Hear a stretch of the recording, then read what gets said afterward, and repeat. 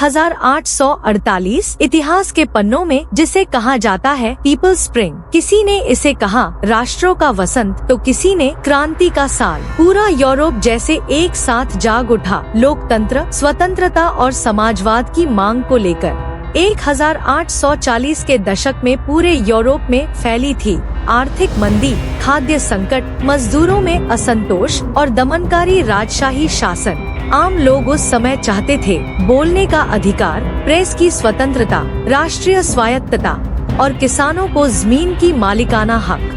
फरवरी 1848 Paris में शुरू हुआ विद्रोह। राजा लुइस फिलिप ने ताज छोड़ दिया और गठित हुई सेकेंड फ्रेंच रिपब्लिक। इस घटना ने पूरे यूरोप में हलचल मचा दी। लोगों ने देखा बदलाव मुमकिन है, लोकतंत्र मुमकिन है। उस समय जर्मनी कई छोटे छोटे राज्यों में बंटा हुआ था। मजदूर, छात्र और मध्यम वर्ग एक एकीकृत जर्मनी, जनाधारित शासन और संविधान की मांग कर रहे थे। मार्च महीने में बर्लिन में जन सैलाब उमड़ा, सड़कों पर हुए संघर्ष। राजा फ्रेडरिक विलियम ने फिलहाल कुछ रियायतें दी। एक ऐतिहासिक कदम, फ्रैंकफर्ट पार्लियामेंट 1848 की स्थापना हुई, जो था जर्मनी का पहला जन संसद। इसने एक संविधान तैयार किया, लेकिन राजा ने उसे ठुकरा दिया। हंगरी में आजादी की मांग को लेकर शुरू हुआ विद्रोह। नेता थे लजोस कोसुट, जिनकी चाह थी कि ऑस्ट्रो हंगेरियन एम्पायर के भीतर ही एक स्वायत्त हंगरी बने।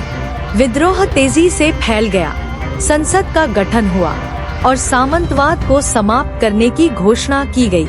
लेकिन ऑस्ट्रियन एम्पायर ने रशिया की मदद से इस विद्रोह को कुचल दिया। बोहेमिया और मोविया, जो आज का चेक रिपब्लिक है, यहाँ भी नेशनलिस्ट आंदोलन तेज हुआ। लोग चाहते थे चेक भाषा और संस्कृति को मान्यता और ऑस्ट्रियन नियंत्रण से मुक्ति। लेकिन वियना से सेना भेजकर इस आंदोलन को दबा दिया गया। इसी दौर में कार्ल मार्क्स और फ्रेडरिक एंगल्स ने प्रकाशित किया एक ऐतिहासिक ग्रंथ, द कम्युनिस्ट मैनिफेस्टो 1848। उन्होंने कहा, दुनिया के मजदूरों, एक हो जाओ। उन्होंने पेश की क्लास स्ट्रगल की अवधारणा, अमीर बनाम गरीब, मालिक बनाम मजदूर। कई क्रांतिकारी इसी समाजवादी सोच से प्रेरित हुए। 1848 के आखिरी हिस्से में राजा फिर से ताकत में लौटते हैं। फ्रैंकफर्ट पार्लियामेंट को भंग कर दिया जाता है। हंगरी और बोहेमिया के आंदोलनों को बलपूर्वक कुचल दिया जाता है। फ्रांस में फिर से नेपोलियन एक तानाशाह बनकर उभरते हैं। क्रांति असफल होती है, लेकिन बीज छोड़ जाती है।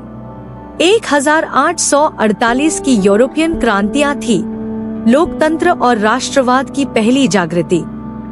भले ही ये असफल रहीं, लेकिन आगे चलकर कई देशों में संविधान, मतदान का अधिकार और समाजवादी आंदोलनों की नींव बन गई। यह इतिहास हमें सिखाता है, बदलाव का रास्ता आसान नहीं होता, लेकिन उम्मीद की रोशनी कभी बुझती नहीं।